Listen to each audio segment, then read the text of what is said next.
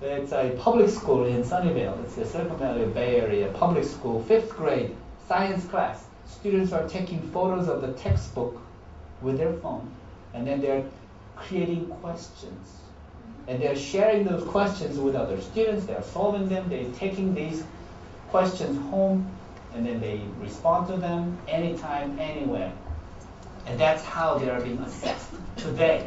This is a 1 month ago picture. So this is an example. Students created this question. This is the photo from the textbook, and these are the questions that they came up with. And then they not only answer the questions, but they rate them. I love Fernando's question, because Fernando's question is so good, because it teaches me so many things, and then it helps me understand the concept. And so students are rating each other's questions, and teachers are making the observation of how they are creating questions, and what kind of questions they are coming up with, and what kind of critical learning has been happening within the group of students. And other examples are there as well. I did this I think I did this about 2 years ago with a mobile video blogging feature, where students they're solving math problems at home, and when they get stuck, they create mobile video question. I've been doing x squared plus y squared equal to something, and I don't know how to solve the problem. Does anybody know? And here's the video. And they upload it, and another student picks up, hey, I know how to solve that problem. And then they create an answer in video, and they upload it through mobile phone. And they are using the cellular network for this. And this is the system that manages all these activities.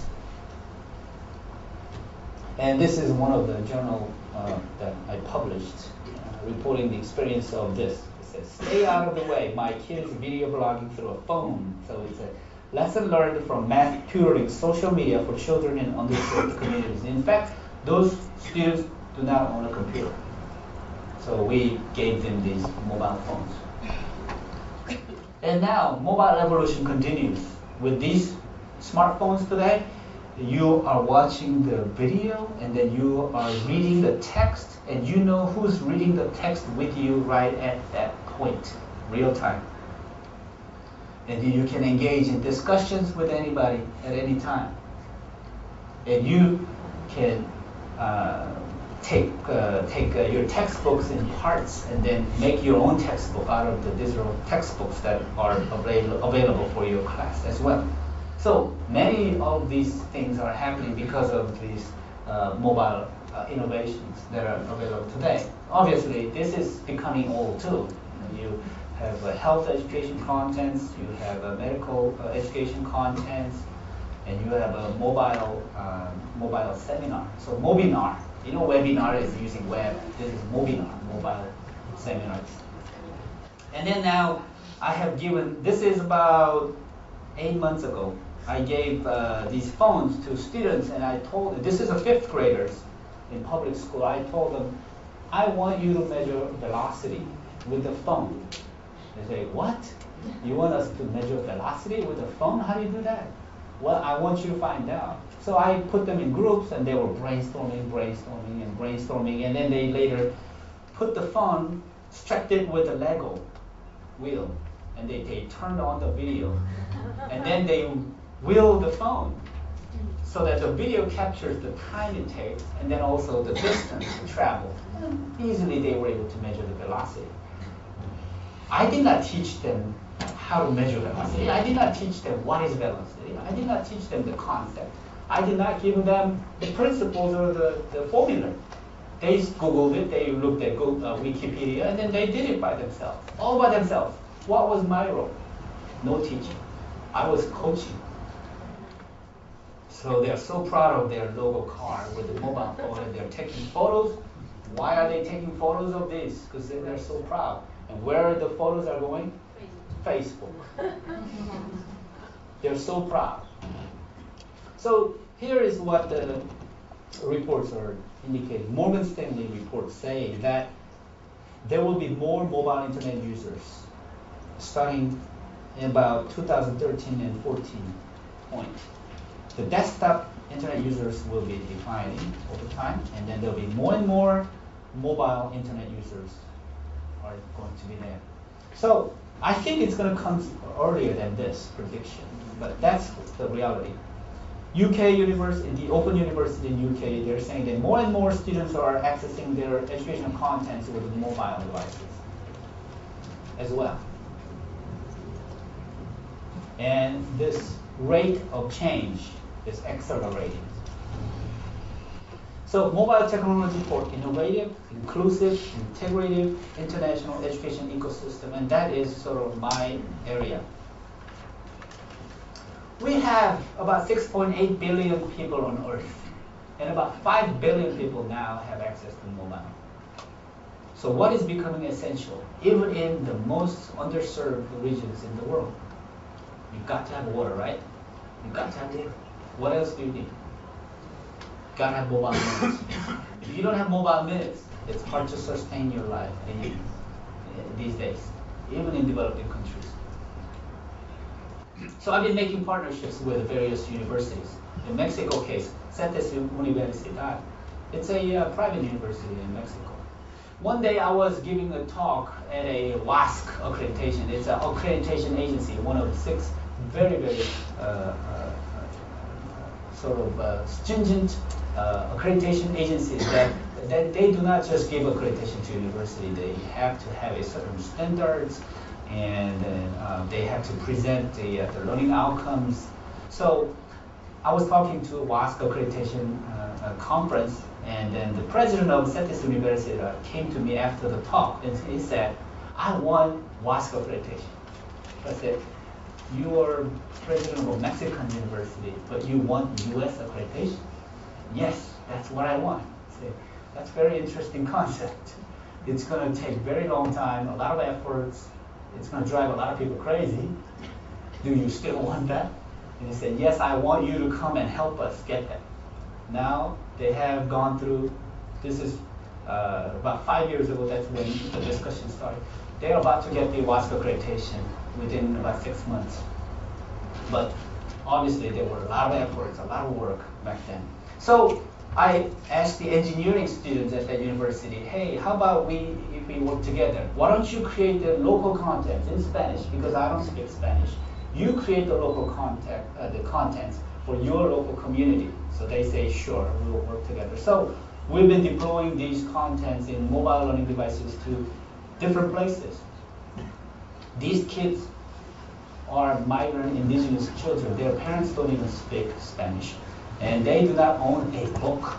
And they do not have a school. And they do not have any teachers in the community because they are migrant children. And they do not have any documentation whatsoever. They are from Oaxaca mountains. So I gave them these tools so that they can develop their literacy skills. The outcome is very exciting. They never watched television in their lives. And when they look at this, and then when they hear the storybooks and follow it with the text, they go crazy. And they were looking at the same story over and over and over and over. There are many stories that they were able to browse, but they were looking at the same story over and over. So I asked them, why are you looking at the same story over and over? And they said, it's so fun. I said, okay, keep going. So that's the literacy program that I started, and that's how I got into this business of mobile learning about 5-6 years ago. And this is my favorite picture. This kid is learning anywhere, anytime, and he has school in his hand. So I call this project Pocket School. And here are some of the published journal articles that you can Google search and read them. So one is the International Journal of Education Development, the other is Educational Technology Research and Development. And I will make this PowerPoint available for anybody who's interested, and so you can look them up. El Salvador. So I went to El Salvador, and then I visited a university called Universidad Tecnología, El Salvador. And interestingly, the professor in their education, the engineering program, was very interested about my project, and they said, what if we get our students to develop the educational contents in Spanish? And that is more contextualized for their own communities. So why not? So they've been developing the contents. And then we've been having the presentation. At the end of the semester, students present what they have developed, and then I watch them through video conferencing. Mrs. Erlinda Handel Vega, she's the Vice Minister of Science and Technology, and we traveled to rural community schools together to witness that computers in the classrooms were unplugged. And she was very surprised. Said, this is the reality, man. We got to do something about it. And the engineering students were so excited to make a bicycle that can charge the mobile devices because some of the homes didn't have electricity. So the idea is that the kids will be riding the bicycle, and when they are tired, they can turn on the mobile learning and then learn. When they are tired of learning, they can go back and ride bicycles. That's the idea. And I have some of these relevant reports published. This is a journal article that was published in Educational Technology Research and Development. I've been to Palestine as well, because if there are any kids in this world who are not getting the proper education, then I have a problem with that. And I have to go see it myself. I have to do something about it, otherwise I can't go to sleep. So I visited Palestine, and one of the universities in Palestine was Birzeit University. And I went to a school in Palestine, and I heard that the kids have to go through this checkpoint every day. Going through a checkpoint every day just to go to school. And obviously they do not have computers, they do not have internet, they do not have library. They're very underserved. And when they get electricity, it's only 2 hours a day. And then there are signs on the wall like stop killing children, and it's a very sad place, very, very sad. This is one of the art drawing from the 4th grade students. Do you see anything a little bit weird in this drawing? What's weird? There's a rocket falling on out. This is a very, very typical drawing of the children there. So I gave them mobile devices, a storytelling program so that they can create their stories and develop their literacy skills. And these are the computers that were donated by international AIDS organizations. And they're not being used. When you have electricity going up and down, changing voltage, the computers go bad very quickly. But mobile devices are way more durable in that sense. So I was talking to the Mrs. Lamis Al-Lami, the Minister of Education, and I told her we have to do something about these children. We have to work with the university so that we can develop the content for their own community. And this is a picture of students and me having brainstorming sessions. So some of the papers are going to be available. Digital storytelling and also creativity.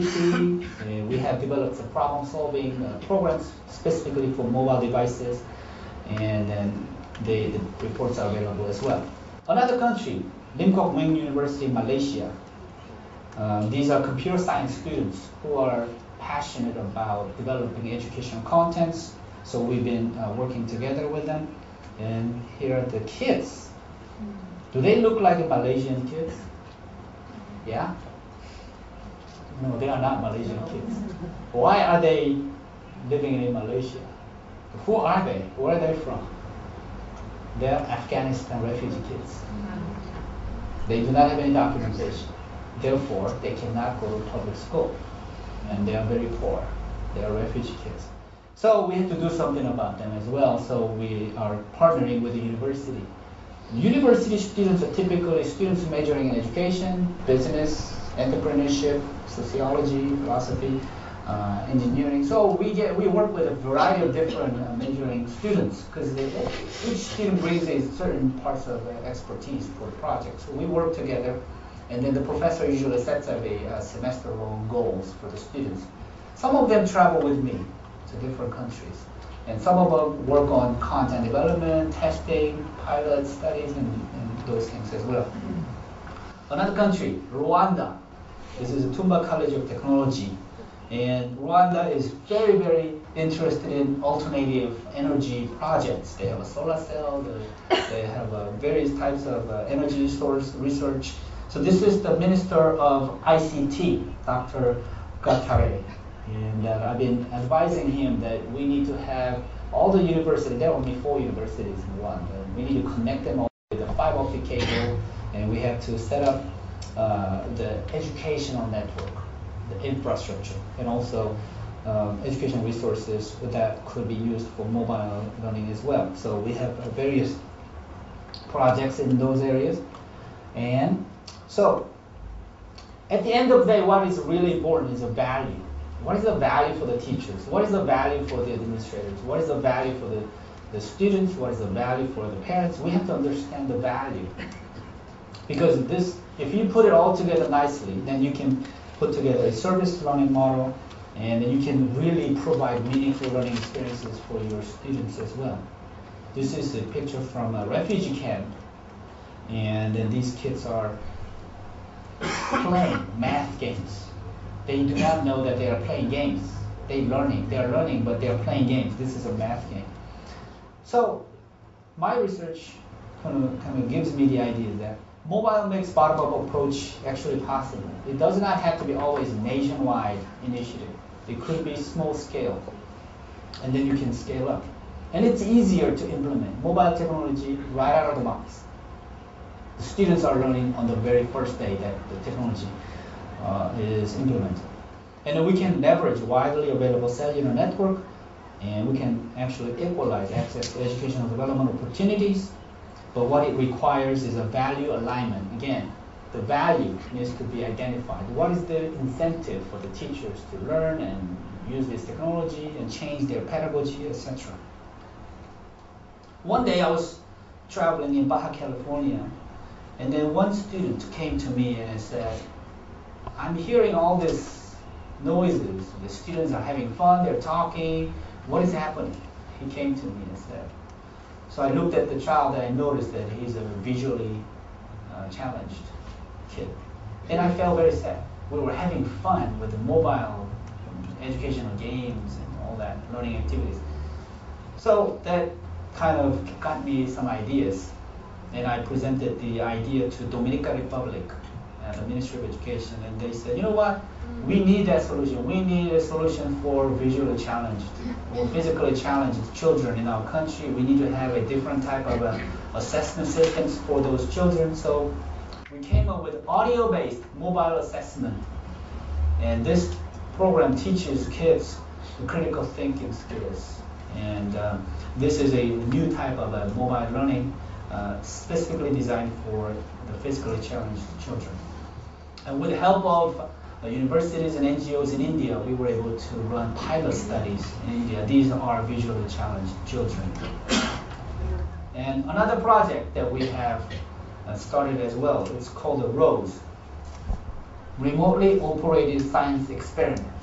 In many areas in this world, especially the developing world, schools do not have any science lab. And in many cases, students learn science without conducting even one-time science experiment. So I had to come up with something. This image, this is real-time video, is coming from Stanford University lab. This is a science lab. It's a micro weather system lab where students can experiment various types of things. It's connected with sensors and controls, etc. This is real-time video image coming to this rural village. I mean, you can see this, even Blackboard is all cracked up, and that's how under-resourced this village is. But they're discussing temperature, humidity, light, and all these things. It is possible because of the internet, and this is possible because of wireless cellular network in the town. And this is another example of optics lab. This teaches students about the alternative energy, solar cell, and then different light wave spectrums and how they generate different level of electricity, etc. So these are real-time, remotely operated science experiment, and you could do this right in your hand. So the idea is that students have the whole science lab in your hand, basically, and it doesn't matter where you are, you can have it. So this is the mobile version of a science lab. And students are engaged in science experiments real time. And we're concerned about interactivity within classrooms as well. So we're not just giving phones and then tell them to do something useful with it, but we have a little mobile server. This is a mobile server that plugs into any of your outlet. This instantly creates mobile learning environment. This is particularly designed for places where there's no technician, there's no resources whatsoever. All you need is just plug that in, and then this creates instant mobile interaction network. And so, as I said earlier, one feature we don't use on these smartphones is the calling feature. But this one provides Wi-Fi, and that's how students are interacting with each other and accessing different content. And we're also experimenting different concepts as well. What if they need to update the contents? How does that happen? So Vodafone and with other cellular phone carriers, companies are interested in putting SIM card to this mobile server so that they can continue to access the latest contents while students are accessing this particular box through Wi-Fi. So that's a concept there. And also, what if you don't have electricity? So we tested this with a car battery. So car battery, and it powers up the mobile learning server so that students can engage in various mobile learning activities. Students, these are Indian kids who are creating their own quizzes and assessment items, and they are collaborating as well. So some of these papers are coming up as well, and we just presented at a conference, Stanford Mobile Inquiry-Based Learning Environment. The paper is available right now. So even places where, like this place, Patna, Ranchi in India, I mean, you notice that some kids don't have shoes, but that's not the problem because they don't like to wear shoes anyway. The problem is that they are so under-resourced. You are not going to find, I guarantee $100 right now, I bet $100, you're not going to find any toothbrush in the whole town. And this is their version of a pen, right? We like iPad, but they don't have that. So this is the version of a pen. And they erase it, they write it again, practice writing, etc. These are Madari kids. These are the snake circus performing kids. They never attended school. When I asked them, how old are you? They say, I don't know how old I am. And they have no school experience whatsoever. But when I gave them the math games, they were so good. So I was interested, how in the world could these Madari kids who are performing circus, never went to school, are so good at math? And I found out that these kids beg on the street, they beg for money, and they have good money sense. And that's a real learning for them. It's pretty sad, but. And this is another project. Students are creating their own stories. They are making e-books with their own stories, recording. And if anybody is interested in the engineering side of this project, is that we know exactly what buttons they're click on and at what seconds they're doing what activities. We know everything about what's happening on their phones. That's the only way to know if they're making any actions or progressing in their learning, what problems they're solving, etc.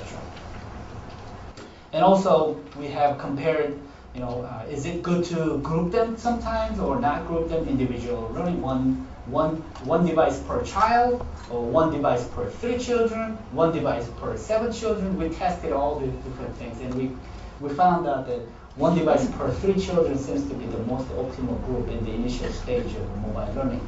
And then we compared them, how about urban setting, how about rural setting, etc. So we compared all these things.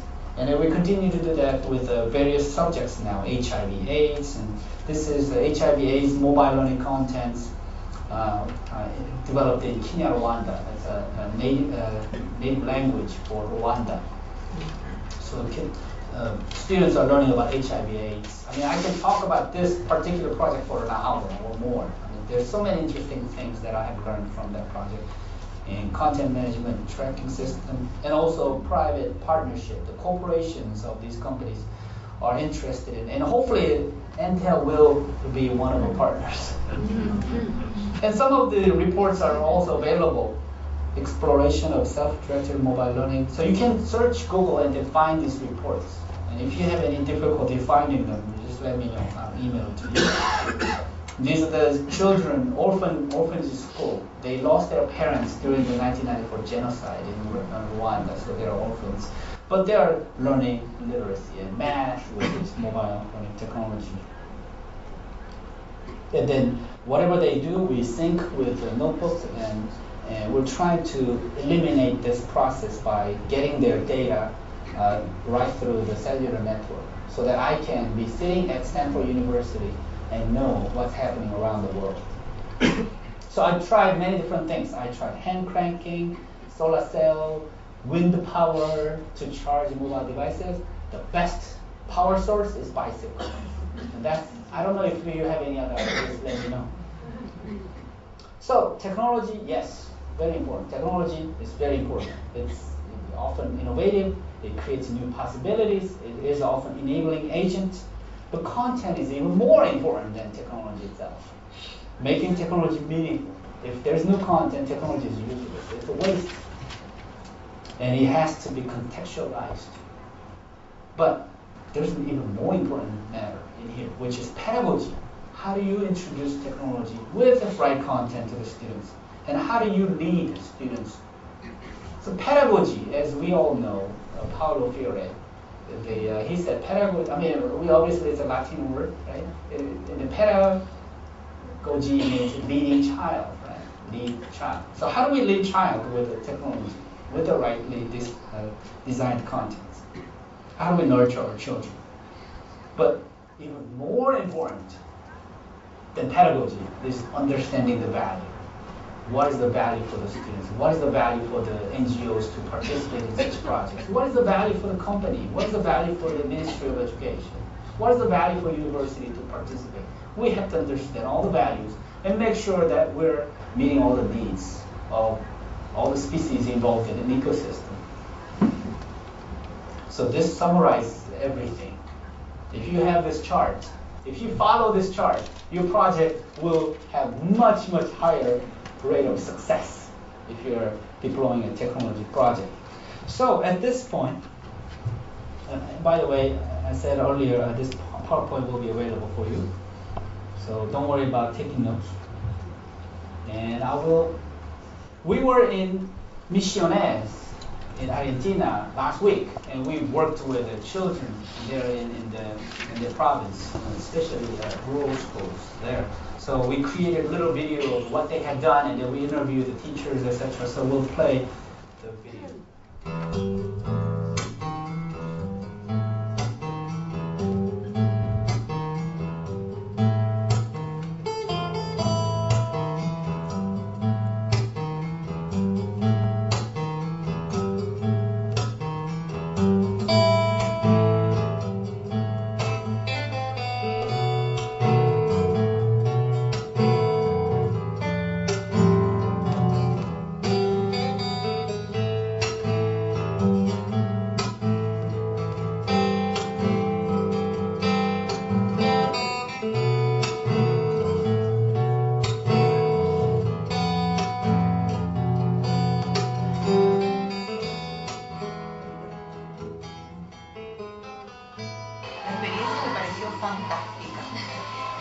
Los chicos se encontraron con un instrumento que jamás lo habían manejado, a pesar de que ellos tienen su sala de informática con su computadora, pero estos aparatitos realmente son una maravilla, se entusiasmaron muchísimo.